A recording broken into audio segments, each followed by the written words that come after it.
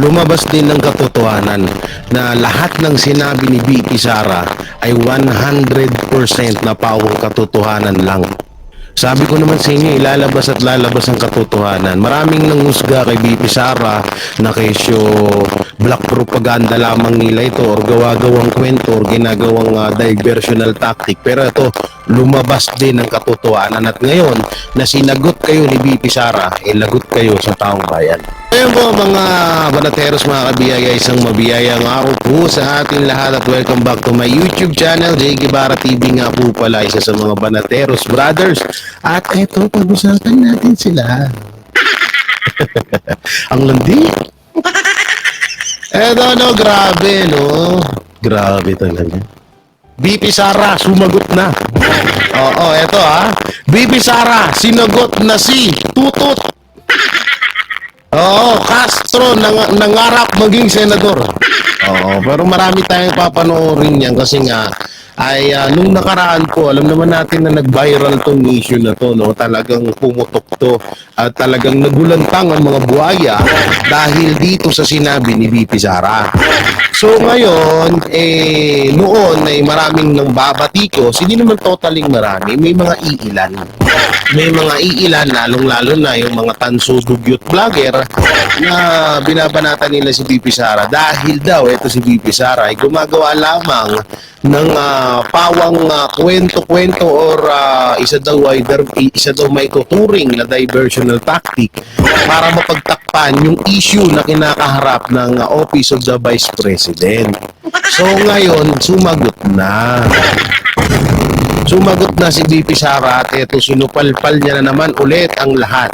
At hindi na mismo si VP Sara ang nagbigay patunay sa lahat ng kanyang sinabi dahil mismo tayong mismo mga Pilipino ang nagpatunay na totoo nga. 101 million% na totoo ang sinabi ni VP Sara Duterte. O syempre, bago natin ito simulan, don't forget to like, share, comment, and subscribe sa ating YouTube channel. Pakipindot na lang din po yung bell button para lagi tayo updated sa ating mga video araw-araw. Hi. So bago tayo mapunta doon, bago tayo, dito muna tayo magpaka-stress. May ipapapanood ako sa inyo.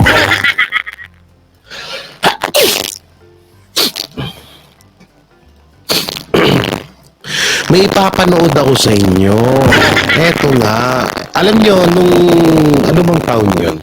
Nung panahon ng kandidatura, wow, lalim na kandidatura nila Lenny, nila Marcos, syempre nandiyan din si VP Sara at iba pang mga politiko. Ay kadalasan mong ito po ay nakita na natin at talagang nakornihan nga tayo dito sobra tayong naawa sa kanila dahil pati ba naman to ay ginagamit sa pangangampanya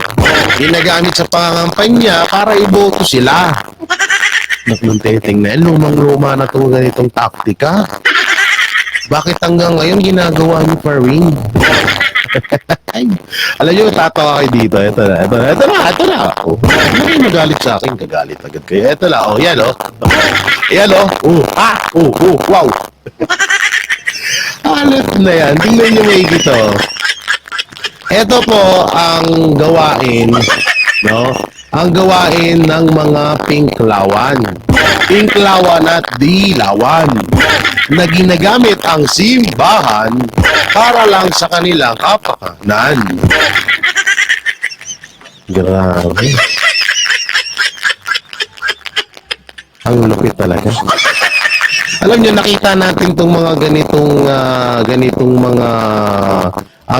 mga style ng pangangampanya nung panahon ni Lenny. Ni Hami Wave pa nga nun Tandaan niyo yun?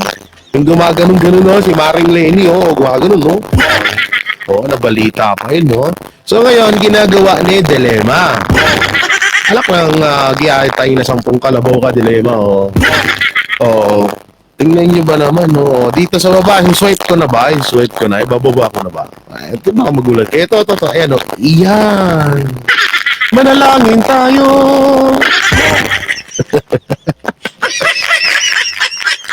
Eto yung about din sa panalangin. Ako, katoliko ako Pero yung ganito sistema, sobra akong natatawa na ginagamit na naman ho nila ang simbahang katoliko para sa kanilang kandidatura, kanilang pamumulitika. Tangina, ilang taon ba nakaupo ang mga dilawan? Hanggang ngayon hindi nyo pa rin napapagawa yung mga simbahan. Ang pinakamalupit pa niyan, eto nakikita niyo yung katabi niya, no? Katabi ni Dilima na lalaki. Tignan mo, naka-smiling face. Hindi ko lang masumi. Ayan o, palakihan natin Yan o, yan. Yung lalaki na nakakatabi ni Dilima, ito, yan, nakikita niyo yung araw. Wala tayo dapat pala, nag-upload ako rito ng pangguhit Pero parang may pangguhit ata dito. Ewan ko kung pangguhit ba to. Yan ito siya yan. Di ba? Naka-smiling face. Nakatawa. Ultimo mga kasama niya, hindi sila nire-respeto, no?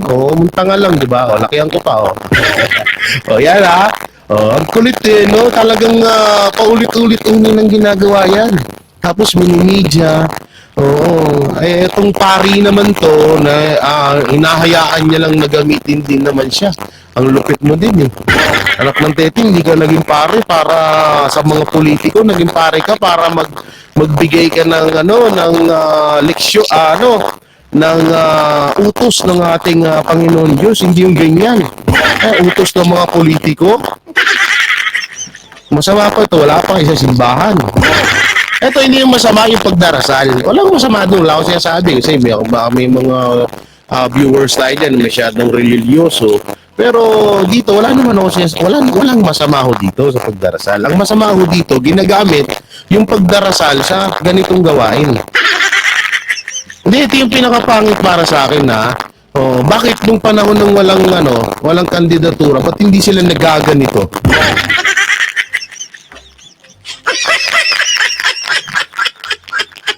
Tsaka alalahanin nyo hindi lahat ng makadiyos ay talagang anghel. Yung iba dyan, puro bunganga na lumalabas yung sa mga bunganga nila na makadiyos sila, makadiyos, pero puro pangkungkulam yung ginagawa. Papabagsakin kita. Mga ganun, yung mga talagang yung mga pangdemonyo yung utak. Hindi lahat ng mga palasimba, meron nga doon kami dati kapitbahay sa Taguig. Dito sa dati namin tinitirhan dito sa Taguig. Tawag dito. Simula sa pintuan ng simbahan nakaluhod hanggang altar. Pag uwi, nagmumurahan na sila. Gago! Nagmumurahan na sila. Puro burat, puro pangchichismis yung ginagawa. Sa mga kapitbahay nila, yan yung ganito mga tao na to, wala akong believe dito, mga ganito kandidato na parang nagpapabless sa harap ng camera para makita ng taong bayan na maka-Diyos siya. Buisit, no? Hindi, ginawa na to dati ni Lenny. Ginawa na ni Lenny to. So, ngayon, tignan natin yung comment ng madlang netizen kung ano yung mabibigay nilang comment dito. So dito, sabi ni Ryan Buito, buhay na naman ang mga pare. Hindi talaga mawawala sa style ng mga LP. LP? Ano yung LP? Ito, napaisip ako dun. Comment nyo nga dyan guys kung anong LP. LP lap-lap? Ay, sorry. LP, ano LP? Lips to lips? Gago! Ano yung LP? LP, ang may pa-pray over pa sa photo ops nila. Ito ba? Kawawang Pilipinas. Dati umuusad na ngayon, palubog na naman. Marcos, mamor. Ito, believe in party list. Dapat tandem kayo ni Kerwin Espinosa. Yan may video tayo niya, nabangan nyo, yung kay Kerwin Espinosa. At yung mga nakakulong ng mga bigatin na mga magnanakaw sa kaban ng bayan, mga absuelto na sa kanilang mga kaso. Ito, Padre Damaso present. Daming mga utak ha, nabuhayan ng loob. Sa party list lahat sila dumadaan. Dumadaan. Ngayon, subok na ang mga bata ni Joma. Yan kaya yung loophole. Gagamitin na lahat. Yan na, lumabas na yung paring ayaw sa kurap. Kuno, binasbasan niya yung napakalinis na babae sa buong mundo. Sabi ni Levi Leden Calvo. Grabe ka naman, Ma'am Levi. Oo, bakit napakalinis? Ano masama ba? Sino ba doon sinabi niya? Wala naman. Napakalinis na babae. Ayok naman kasi. Anak ng teteng, luma na kasi itong ganitong, yung mga ganyang yung mga ganyang strategy, yung paawa effect. Oo, tapos may padasal-dasal. Tapos yung mga tao doon, mga nakangiti, tignan nyo yung nandun sa may camera, yun, kita nyo ba yan, wait lang, lalakihan natin, lalakihan natin yung, hindi ko lang kasi hayop, ayan, nakangiti, ang daming mga nakangiti, nagtatawanan sila, hayop na yan. Ayun, yun si kuya, ayun, wala lang tayong pangguhit, at palang may pangguhit lagi tayo dito, Oo, dapat may pangguhit tayo dito sa mga sa mga pagmumukha nitong mga hinayupak na to, no? Oo, dapat may pangbilog tayo, Para para nabibilugan natin yung mga dapat nating bilugan. Oo, ano ba to? Wala tayong pangbilog ba dito? Kahit na laptop to, Oo, kulang sa kagamitan. Bigay ko ni Boss Bay. Thank you kay Boss Bay, siyempre, Anak ng teteng, ang lupit, no? Binasbasan, Binasbasan ni Kalbo, Ay, nakong pari ka. Ewan ko ba sa'yo. Tapos dito naman, may napindot ako dito. Ano to? Nonoy Libanan drops bid for Eastern Samar Congressional seat. Wow! Sino nasa likod? Puta na si Tamba yun, Tamba, Galit na galit. Sana niyakap mo din ako, sabi niya. Sa lahat ng party list, wait lang, basahin nga natin yung... nasa na yan? Dito. Yan. Uy. Bakit pala? Yan. So, sa lahat ng party list, dito sa gilid tayo, paano ba ilakyan to? Hindi kasi nalalakyan tong hype na to, Buisit, sa lahat, sabi dito ni Nonilio Rivera, sa lahat ng party list na totoo, ginagampanan ng kanyang advocacy, one ride o buhay. Buhay na naman yung mga dilawin, sarap buhay na naman mga putang yun, Minura, sorry. Sorry na, hindi na po ako magmumura. Hindi na po. Ano naman ito? Ba't puro si Tamba itong pinagsisid mo sa akin? Okay, at dito na tayo, mapunta na tayo sa pinaka-topic ko natin. Nasaan ba yan? Eto, yan. BP Sara, sinagot si Angara sa DepEd. Castro, nangarap maging senador. Alam mo, Castro, kung naging mabuti ka lang sana sa mga Duterte, kinain mo sana yung pagiging tanga mo. Di sana, baka iboto ka pa ng tao. Kaso, masyado kang pa-epal sa mga Duterte. Ayan, talo ka. Di makakapasok yun, kung sabi siya. Sige, ano lang yan, mga pa-epal lang yan dyan. Hindi mananalo yung mga inayupak na yan. Tandaan niya. Di ko lang alam, pero depende na lang pag minekos-mekos yung Smartmatic, malay mo naman. Alam naman natin na kakampi ng mga anti-Duterte yan. At isa sa mga anti-Duterte yan, si Castro Lipad. Kaya kung kapag minekos-mekos yung Smartmatic, alam na this. Pasok ang mga hayop. Gago!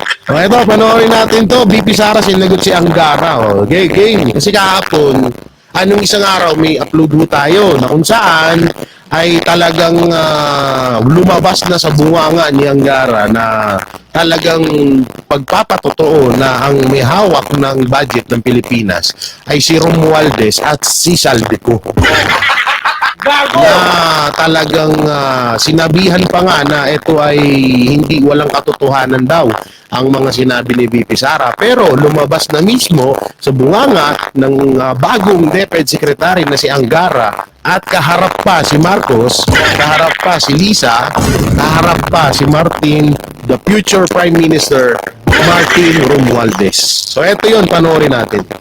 May sagot si VP Sara sa pagkakatanggal ng Department of Education bilang #1 trusted government agency, maging sa pagkakabulgar ni Sani Angara na tila napatunayan talaga na ang humahawak ng budget ng Pilipinas ay walang iba kundi si Martin Romualdez at Saldico, na wala nga lang daw si Vice President Sara bilang DepEd Secretary. Bumaba na ang ranking ng Department of Education bilang trusted government agencies.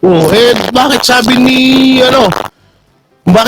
Angara mas lalong gumanda at tumaas daw yung about dun sa pagiging ano yan.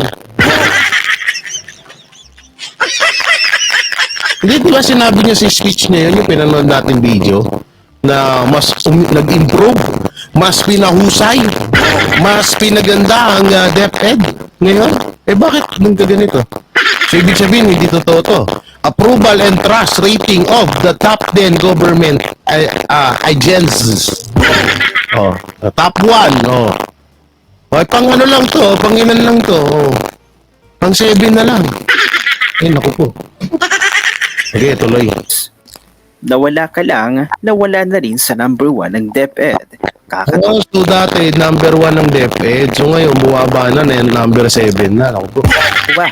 At since that start 2022 pa, up to 2024, na nag-resign ka, niloloko lang sarili nila. At ngayong World Teachers Day, nagbigay ng mensahe si Vice President Sara.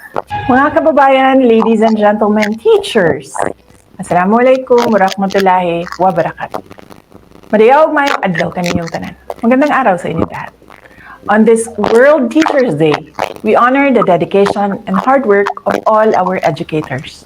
We are grateful for the sacrifices you make in shaping the minds of young Filipinos and inspiring them to become responsible citizens. Your tireless efforts in classrooms and communities demonstrate your commitment to building a stronger nation. Together, let's make the theme Together for Teachers echo across the country. Let us urge our government and private sector leaders and every Filipino from all walks of life to invest in education and join us in addressing learning poverty. Let every Filipino child reach their full potential. Mga kababayan, patuloy po tayong mag-iingat tungo sa pagtaguyod ng isang bansang makabata at mga batang makabansa. Ang lahat ng ginagawa natin ay para sa Diyos, sa bayan at sa bawat pamilyang Pilipino. Syukran. Samantala, Yun! Hindi, alam niyo ito, magbigay komento lang ako dito sa nangyayaring issue about sa DepEd. Alam niyo, kahit na napalitan na si VP Sara niya sa DepEd, mas pinupuri at parang hinahanap-hanap po ng mga taga-DepEd yung pamamalakad ni VP Sara kaysa kay Sani Angara.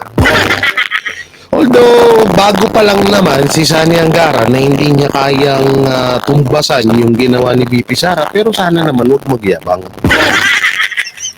Kasi nung nakaraan sa speech niya, akala mo katapusan na ng mundo Kesyo, maganda, mataas na daw, maganda na daw, paganda pa ng paganda.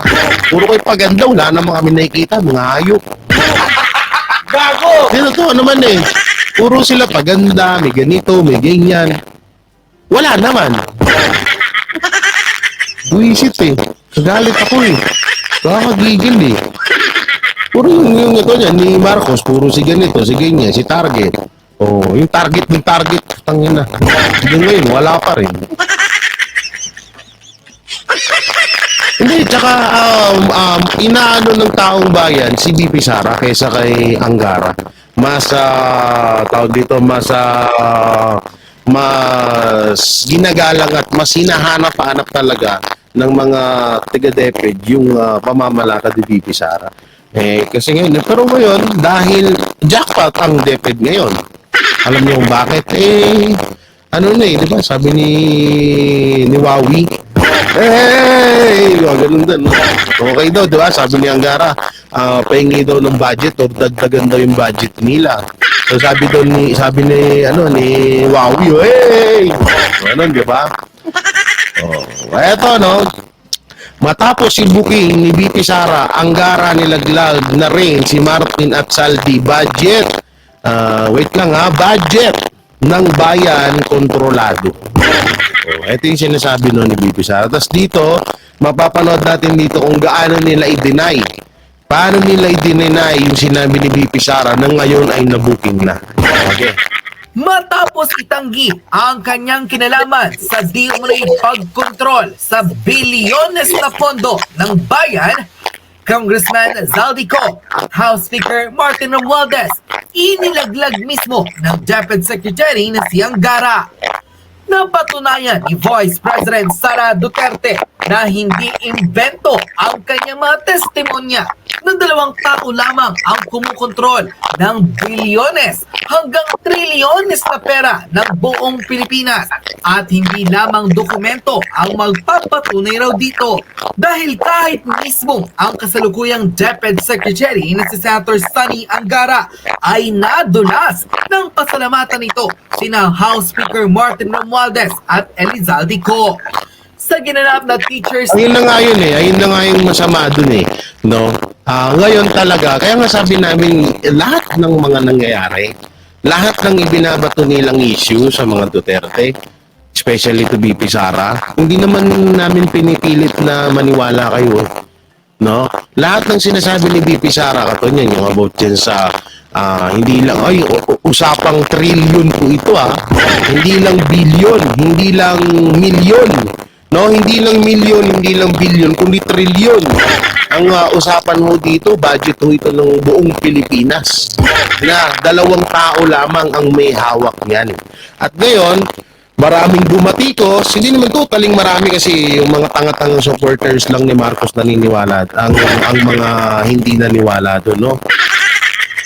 So may mga tumaas ang kilay na at biglang pumutak si Saldico na kung ano-ano yung pinagsasabi doon sa kung ano yung pinagsasabi doon sa house hearing na kung anong kadramahan doon yun nga biglang ngayon na patunayan na talaga na totoo yung mga binitawang salita ni BP Sara. Alam nyo, hindi pa rin kayo natututo. Ilang beses nang ginagawa ng mga Duterte na kapag nagsalita yan sila, pag nagbitaw yan sila ng isang salita na may tatamaan na ibang tao, ay may ebidensya at may katotohanan. Ilang beses na huli lang manapatunayan yung kaso kayo, puro kayo deny, tapos ngayon nabibisto kayo, Bistado kayo ngayon. Yan ang mahirap po dyan. Kasi ito Jay, bakit paulit-ulit mong tinatopic yan? Ito nga, kaya ko ito ginagawa is para depensahan or para sabihin sa inyo na 101% talaga na totoo yung sinabi ni BP Sara. At never hong gumawa or never hong nagdagdag at nagbawas ng isang kwento ang mga Duterte. Kada magsasalita yan, may ebidensyang inilalabas yan. Hindi yan katulad ng iba dyan, no, na puro lang nawa. Wala namang maipakita ng ebidensya. Nagpapakita ng ebidensya, sobre pa. Kaya nang tumanda, tsaka naging tanga. Diba? Sorry po kasi nakakatanga ho yung ganung sistema. No, ang tanda-tanda mo na, halos nagkaubang na dito ng mundo. No, binulungan ka lang ng mga anti-Duterte, pumayag ka naman agad. Tapos papakita mong ebidensya sa taong bayan, sobre. Kahit ako, kaya kong gawin yun.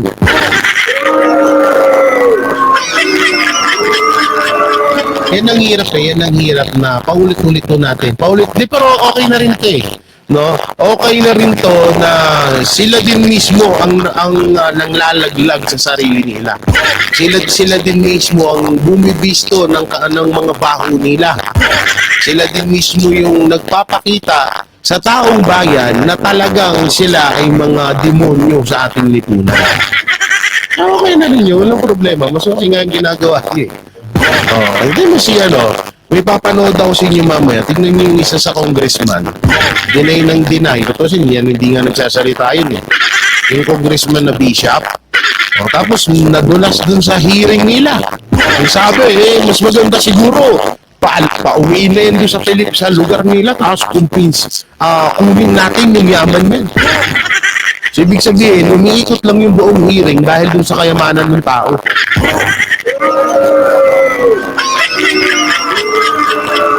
Bitangin na, kami nagbabayad ng ginagastos dyan araw-araw sa hearing na yan. Tapos hindi pala araw-araw. Kada hearing kami ang gumagastos dyan. Pera ng taong bayan yung ginagamit yan. Tapos, ang kaya nyo lang pala binabatikos o kaya nyo lang pala inuusisa yung tao dahil sa yaman niya. Putang ina.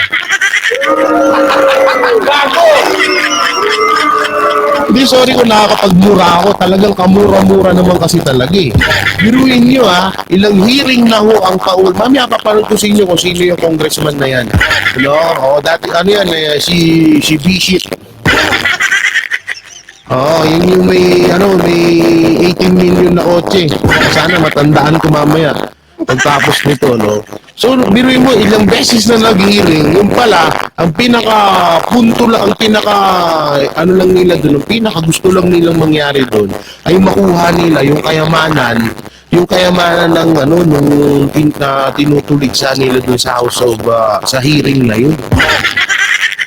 Sa House of Representatives. Kahapon sa Quezon City, tila aksidenteng nasambit ni Sonny Angara ang pangalan ng Martin Romualdez at Elizalde ng pasalamatan nila na ito raw ang dalawang taong nag-increase ng budget ng DepEd sa appropriation fund nito ng 2025. Dalawang taong nabanggit din ni Vice President Sara Duterte na di umano'y may kontrol sa bilyones na pondo ng kaban ng bayan.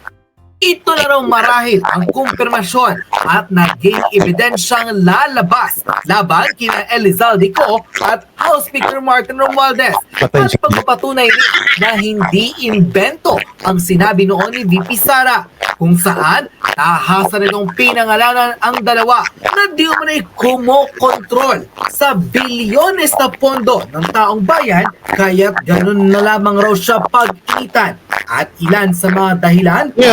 Hindi totoo naman yun eh. Doon natin napatunayan lalo na kaya pala na paulit-ulit ginigipit si VP Sara dahil nga ang humahawak ng budget ng buong Pilipinas ay itong mga kumag na to. Yun naman pala, kaya naman pala, doon natin lalo napatunayan na, kaya naman pala todo hearing kayo. Kaya naman pala todo kontra kayo sa mga ibinibigay na karapat dapat ibigay na budget doon sa sa DepEd sa kay VP Sara bilang DepEd Secretary. Tapos ngayon tatanggi-tanggi sila. Munta nga kayo ngayon, Tangi-tangi pa yung isa dyan Sabi hindi naman po ako, hindi naman mamaya, panoorin nga natin yun. Nakakamiss ko wag na pala, baka ma-high blood yung mga mamsi natin dyan, baka ma-high blood pa kayo. Wag na. Kung bakit siya nagbitiw bilang kalihim ng Department of Education. Narito at panoorin ang di umano'y paglalaglag ni Sonny Angara kina Elizalde at Martin Romualdez at di umano'y kumpirmasyon na totoo ang sinabi ni VP Sara na ang dalawang mambabatas ang tanging taong kumokontrol sa budget ng Lokin bayan. natin ulit Narito at panoorin Baka sabihin nyo edited yung sa akin. shocking revelation. Ang budget ng Yung sinabi ni VP Sara Pilipinas ay hawak lang ng dalawang tao. Hawak lang siya ni Congressman Zaldico at ni Congressman Martin Romualdez. Yan na Sinabi na ni VP Sara dyan. So, alam ko napanood nyo na to. Okay, play. Yan ang katotohanan. Halimbawa ko dito, sa DepEd muna tayo. House of Representatives Speaker Mark, ating napakagaling Sa Okay. DepEd, Biglang papasok si Angara. Dapat dinugtong dito sa video showbiz yung yung sinabi ni yung drama ni Saldico. Ito. Department of Education. Happy Teacher's Day, ma'am. At sa ating napakagaling na political leader, ang Speaker ng House of Representatives, Speaker Martin Romualdez. Sana daw madagdagan yung budget ng Department of Education, Mr. Speaker. Okay! Wowie! Asan ba yun? Hanapin ko nga yun. Oh, tapos maganda lagyan ng tugtog eh. Asan na yun? Saldi ko abno. Ay, sorry. Ito, ayan, Saldi ko. Ito to. Ito yan,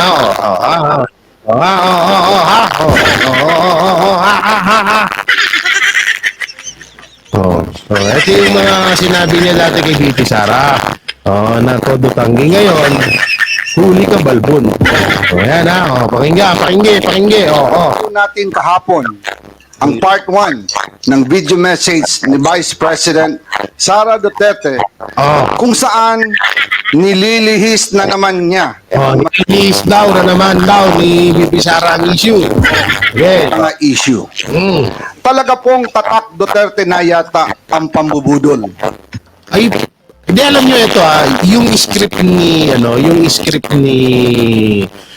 ni Saldico, parang si Risa Ontiveros ang gumawa. Hindi ko nasabi nung reaction ko to dati. Ngayon ko lang ginawa. Mula sa Peking War on Drugs, Wow! Fighting war on drugs. Alam mo, Saldico, kung naging addict ka nung mga time na yun, patay ka. Peking good governance, Okay. Peking pagkontra sa korupsyon. Wow! Ngayon, Kaya naman pala, ito, yung dito natin mas lalo napatunayan na lahat ng sinabi ni Saldico, kaya pala naka-script, ay talagang pawang kasinungalingan lamang. Isa palang pawang kasinungalingan lamang talaga. Yung mga pinagsasabi nitong taong to. Peking corruption, peking anti-corruption daw. So kung tatanungin, ibabalik namin sa iyo yun, yung tinatawag na peking anti-corruption, anong mapapatunayan niyo sa taong bayan na kayo ay isa sa mga tutol sa pangungurap ng ibang mga politiko sa ating kaban ng bayan? Na ngayon ay napatunayan na at lumabas sa bunganga mismo ng DepEd, ng new DepEd Secretary na si Sani Angara, na sa inyo nang gagaling ang budget ng buong Pilipinas. Hindi pala sa inyo nang gagaling, kayo lang ang umahawak. Kayo lang ang gumagasta. Diba? Ito yung video na yun. Oo, proud pa siya rito. Diba? Peking sagot sa mga issue. Peking sagot sa mga issue. Peking sagot sa mga issue pero hindi nyo kayang tanggapin dahil alam nyo yung totoo. Una, okay. Simpleng tao lang daw siya, pero mahigit 400 bodyguards. Siya lang po ang kaisa-isang vice president sa kasaysayan ng Pilipinas na may ganun kadaming security. So, speaking of ito, na-explain ko na to yung about sa maraming security ni BP Sara. Una-una, hindi naman siya katulad mo. Kasi si BP Sara, maraming kinalaban yan. Maraming galit dyan. At isa ka na dun. Kaya kung halimbawa man, kung ako man kay BP Sara, kulang ba yung 400 na security na yun? Tsaka hindi yun sabay-sabay ha. Para sa kaalaman ng unang lahat, hindi po yun sabay-sabay na duty yung 400 na yun. Bawat araw, sa iba't iba po yun na iba-iba. Basta naipaliwanag ko na yan sa video ko, pero sinasabi ko nga yun, kasi biruin mo paano mo, halimbawa, pumunta sila ng Davao, magkakasya ba sa isang aeroplano yung 400 na pasahero? Hindi, kasi may mga nababasa akong comment, ay grabe naman si BP Sara, tapos hindi niya naman pera yung pinapasahod sa mga bodyguard. Hindi naman yung pera yung pinapasahod sa bodyguard, 400, magkano yan? May mga tangang mga tanso dugyot supporter na ganyan yung mga pinagsasabi na sayang yung pera, binabayad sa mga bodyguard ni BP Sara. Ay, paalala lang ha, No, pangalawang pinuno ng bansa natin yun. At di hamak na maraming galit sa mga Duterte kaysa kay Marcos. Eh paano naman magagalit naman kasi kay Marcos? Eh halos nga yun yung drug lord na pinalaya. Oh, ngayon, kung isipin natin na may galit kay BP Sara, maraming drug lord eh. Maraming mga addict na namatay. Maraming mga NPA na namatay. Maraming mga NPA na mga napasuko nito ng mga Duterte. Oh, maraming mga politikong korap na nabisto ng mga Duterte. Kaya nga kailangan yun. Sa tutusin nga, kulang pa yun, 400 na security. Oh. Paliwanag ko ulit hindi yun sabay-sabay na dumuduty. Kasi baka may tanga na naman yan na biglang mag-comment na keso ganito, keso ganyan. Hoy, bago ka mag-comment dyan na basher ka, magsaing ka muna. O baka kinabukasan, wala kang pangsaing, akin na Gcash mo, bilang kita. Bigyan pala kita. Bigyan kita pangsaing mo, pang isang linggo mo. Gago! Hindi na natin tapusin yung mga ganyan na parang nag-back lang tayo. Nag-back lang tayo din sa mga pinagsasabi nila about kay BP Sara ng mga panahon na yun. Kinuha ito pala may ano pala dito may pero hindi natin kailangan to hindi na natin to para grabe to. Wait lang guys share ko lang saglit grabe pala ito pala yun wait lang play natin. Panel sa proposed 2025 OVP budget. Ayon kay VP Duterte, napagtanto niya ito nang siya pa ang kalihim ng Department of Education. Inihalimbawa niya ang naging budget ng DepEd noong 2023 kung saan 5 billion pesos ang kanilang proposal para sa classroom construction na inaprubahan ng Ganito yung nangyayari dyan para maintindihan nyo lahat Katulad ito sinabi na rin to ni BP Sara sinabi na rito ni BP Sara, ganito kasi yung style ng pagnanakaw dyan. Bibigyan ng budget at ganito yung style ng pagnanakaw dyan, lalot kakampi nila, yung pinaka-secretary. Ganito yan Bibigyan nila ng budget ang DepEd na nagkakahalaga ng 10 billion. Sabi na natin 10 billion or 5 billion. Pero talaga ang pinaka-makukuha na budget ng DepEd doon ay nasa 2 billion lang. Nasa 2 billion lang. Ibig sabihin, yung 3 billion, saan napunta? Alam na this. Sinabi yan mismo din ni BP Sara, ganyan ang kalakaran, ganyan ang ginagawa. Siyempre, kapag ikaw, isa kang DepEd secretary, so, kung kakampi kita, hindi malalaman ng taong bayan yun. So, hindi nila magawa-gawa yun dahil si BP Sara nga yung DepEd Secretary. Ganun yung nangyayari dito ngayon. Ganyan yung nangyayaring kalakaran na pagnanakaw. Hindi ako magbabanggit kung anong pangalan ng mga magnanakaw na yan. Alam niyo na kung sino. Kaya nga, di ba, hindi ko lang mahanap hindi ko lang alam kung saan interview yung sinabi ni BP Sara na ganyan nga yung gagawin. Ganyan yung ginagawa na nagugulat siya na bakit may patong? Yung pagkakaalam ko, 3 billion lang yung binigay na budget. Ba't nakalagay dyan sa record ay nasa 5 billion? So, saan napunta yung 2 billion na yan? Ganun yung ginagawa. Kasi nga, lahat po ng mga sektor, tinatawag, kung hindi ako nagkakamali, kung sektor ba ang tawag yan, pero lahat po ng mga nabibigyan ng mga budget yan sa gobyerno, malamang sa malamang, ganito yung ginagawa. Kasi nga, ang gagawin, bibigyan na, ang re-record is 5 billion. Tapos yung talagang matatanggap ng DepEd is 2 billion lang. So sana pupunta yung 3 billion. Alam na this. Gago! Ito yun ng Office of the President. Ngunit nang lumabas umano ang General Appropriations Act ay tumaas ang nasabing pondo sa 15 billion pesos. Diba? Ito, liwanag ito, ulitin ko Kanina, ito. 5 billion 917 million 300 25,000 pesos ang budget ng Office of the ng DepEd Secretary or ng DepEd. Pero nagulat sila na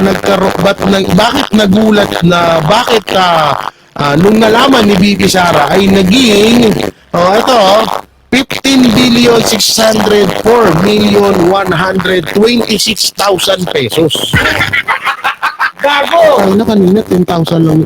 3 billion lang yung sinasabi ko. May laki pala ng patong, no? Ulitin natin yung video, ulitin natin para lubos na yung maunawaan. Okay, play. Sa proposed 2025 OVP budget.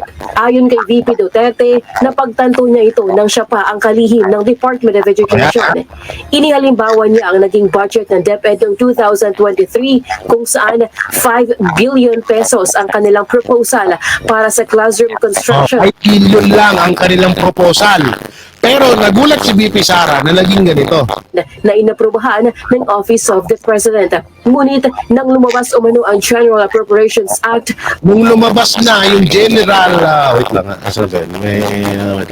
Nung lumabas na ang appropriation, Appropriations Act ay tumaas ang nasabing pondo sa 15 billion pesos. biruin mo, 15. 5 million. So, ibig sabihin, 10 billion yung ipinatong.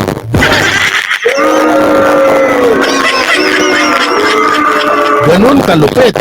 Buti na itabi ko tong video na to. Buti na hagilap ko pa to. Kaya nga sinasabi ko nga sa inyo, sinabi na yun ng BP Sara. Nagulat ako. Binigyan nila ako ng, parang ano lang yan, paano ba natin ipapababa. Hindi ko naman sa sinasabing hindi nyo nagigits yung sinasabi ko, pero may mas magandang example na mas mauunawaan ng lahat. Halimbawa, basahod sa empleyado. Ikaw, empleyado kita, ilan kayo? 10. Tapos ako ang ako yung naglilista, ako yung nagpapasahod sa inyo. Sa akin dumadaan yung sahod nyo. Pero ang alam ng boss ko ay ang sahod nyo ay nagkakahalaga ng 1,000 per day. Pero ang pinapasahod ko lang sa inyo is 500 lang per day. Ayun yung nangyayari ho dito sa budget na to. No, na binibigyan ng budget yung DepEd na nagkakahalaga ng 5 billion. Tapos magugulat si BP Sara na nandun sa record na umaabot ng 15 billion yung naka-record doon. So ngayon, kaya nila ngayon, dito napapasok na ba't nila pinag-initan si BP Sara? Kasi hindi nila magawa itong ginagawa nila ngayon. Kontra si BP Sara doon. Biruin mo ba naman, pera natin yun, diba? Tapos ngayon, yung ibang tao, yung 2 tao lang ang nakikinabang. Ngayon, ang ginawa, nagharap sila or talagang sa totoo lang, dati mali yung sinabi ko. Sorry, nagkamali ako dito dati sa hula ko dito. No? Na sinasabi ko dati parang hindi nila kayang gawin na pababain sa pwesto si BP Sara or hindi nila pinupush si BP Sara na bumaba sa pwesto bilang Deputy Secretary kasi katapusan na nila. Yung pala, mali pala yun. Mali yung ano ko na yun. No, ang totoo pala doon is talagang ginigipit nila si BP Sara para bumaba bilang Deputy Secretary, para umalis. Para ipapasok nila kung sino man yung gusto nila na maaari na nilang gawin or malaya na nilang gawin yung pagnanakaw dyan sa budget ng DepEd. Yun, yun pala talaga yung talagang nakikita ko na ginagawa nila. So yun, yun, malinaw na malinaw. So malinaw pa yan sa pinakulong tubig na Pero at least naman, okay naman din yung nangyari kasi talagang nabisto sila, no? Talagang lumabas sa bibig nila. So although kulang lang yung tao na nandun, nung time na nabisto sila, wala dun si Saldico. Ay nandun lang si Bossing, yung 3 haring buhaya, wala dun yung baby buhaya. Yun yung vice president si Saldico kasi yun yung vice president ng mga buhaya. Ako hindi ako natatakot yan. Totoo naman yung sinasabi ko. Alam ko naman, bilyonaryo yan si Saldi ko eh. Maaari anytime, pwede akong patumba yan. Pwede akong pakakasuhan yan. Pero wala man ang masamang sinasabi. Pero yun lang nakikita ko at sinabi din naman yun ni BP Sara. Kaya wala akong pakialam. So ayun mga banateros, mga kabiyaya, anong masasabi nyo sa napanood nyong mga video, no? Ngayon, napatunayan na ho natin kung gaano katotoo yung mga sinabi ni BP Sara. At lagi ho natin itatak sa isipan natin na kapag ang Duterte nagsalita or nagbitaw ng salita, may ebidensya at may katotohanan yan. Huwag ho natin pagdalawang isip na parang gawa-gawa lang nila yan, parang imbento lang. Tingnan mo, sa bunganga na mismo ng mga anti-Duterte, sila nabibisto. So i-comment nyo lang po dyan ang inyong opinion at babasahin natin yan. Siyempre, don't forget to like, share, comment, and subscribe sa ating YouTube channel. Paipindot na lang din po yung bell button para lagi tayo updated sa ating mga video araw-araw. At pakidamay naman po mga kasamahan ko nandiyan sila Boss Banat Bay, Coach Oli, Boss Dada, and Master Jude at iba pa. Kanyan din sila kay Spencer, Kuya Goods, X-Crew, Oslek Ibarra, Chris MTV, at boy support po ng kanilang mga YouTube channel. Mega love shoutout sa inyo lahat at yan harot magpagaling ka na. Ingat po kayo palagi. God bless and peace and bye-bye. Yan ang banateros, walang inuurungan. Pag tama palakpakan, pag mali ay babanatan. Yan ang banateros, boses ng ordinaryong Pilipino. Banateros ay walang makakaawan. Walang inuurungan, banateros ay tinutulungan.